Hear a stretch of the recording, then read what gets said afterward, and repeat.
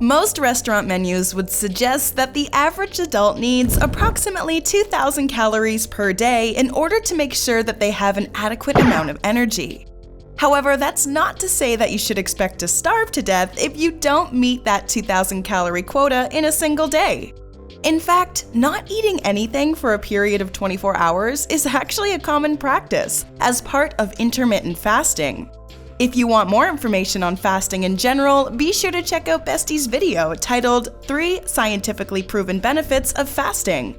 Today, though, we're going to take a closer look at what fasting does to your body, specifically over the relatively short span of 24 hours. Before we start, though, be sure to break your fast on new content by subscribing to Bestie and ringing the notification bell. Also, show your support by watching this video all the way through to the end. Typically speaking, during a 24-hour fast, the person who is fasting only consumes calorie-free beverages. Most commonly, this limits their options during the fast to simply water. Once 24 hours have passed without any caloric intake, the person fasting can go back to their regularly scheduled meal plan until it's time for them to begin the next fast. Apart from fasting as a way to practice certain cultural and religious traditions, some people turn to intermittent fasting as a means of losing weight as well as to potentially improve certain functions pertaining to the body, such as providing a boost to the body's metabolism or cardiovascular health. The practice of intermittent fasting is safe enough that individuals can expect to fast once or twice a week without experiencing any unwanted results or side effects. Of course, for many people, intermittent fasting may be easier said than done. While this technique may be easier and more effective than simply counting calories for some, a calorie deficit is sure to affect someone's mood. And there's not much to be done about the feelings of hunger that naturally occur when someone goes for a reasonably lengthy period without eating. It is also possible that you may have pre-existing health conditions or complications which could be seen as incompatible with intermittent fasting and may even cause fasting to be dangerous for you to attempt. If you plan on working a couple 24-hour fasting periods into your average weight loss routine, be sure to consult with a doctor first to make sure that there is nothing in the way of you reaching those weight loss goals via an intermittent fast.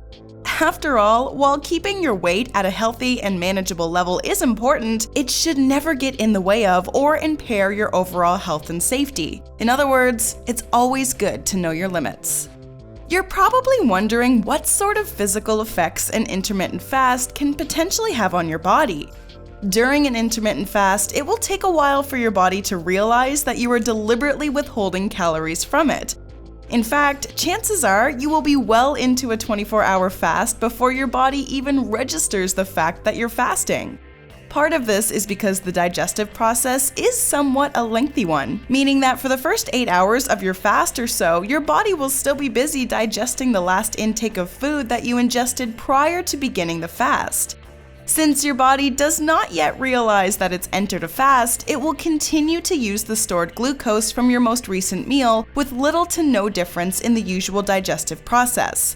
If you end up fasting for a period which lasts longer than the standard 24 hours of an intermittent fast, your body may begin to start turning to the proteins stored within it as an alternative source of energy to replace its depleted reserves of glucose instead. Ultimately, however, as long as you don't have a tendency to overdo it when it comes to fasting, there should be no lasting physical or health-related problems, assuming you cleared everything with a medical professional as we previously mentioned. So now that you know the what and the how of an intermittent fast, the next question you will probably want to be answered is the why. More specifically, why should you consider fasting over a 24-hour period? And what kinds of benefits can you potentially expect from doing so? Well, as it turns out, there are a number of beneficial health reasons why a person might want to try dabbling in the occasional intermittent fast. For starters, an occasional 24-hour fast can potentially help you lose weight and shed off a few extra pounds. Not only does fasting mean that you're putting a bottleneck on your calorie intake, it also means that the restricted amount of energy might cause your metabolism to kick into high gear, causing you to burn calories at a faster rate. Fasting may also help you manage your cholesterol and blood sugar levels, thus lowering the risk factors associated with conditions such as diabetes and cardiovascular disease. If that wasn't enough, fasting may also reduce inflammation in the body as well as reduce the risk of cancer, Alzheimer's, and Parkinson's disease. As we said before, there are also certain potential side effects and complications that can arise from fasting that you may want to take into consideration before you start. As a general rule of thumb, you should avoid fasting for any period of time that lasts longer than a full 24 hours. You should also avoid fasting more than twice per week, as longer periods may increase your risk of conditions such as hypoglycemia or heart arrhythmias. Additionally, you should avoid fasting if you happen to be currently struggling with an eating disorder, or if you have type 1 diabetes, are pregnant or breastfeeding, under the age of 18 years old, or in the process of recovering from surgery.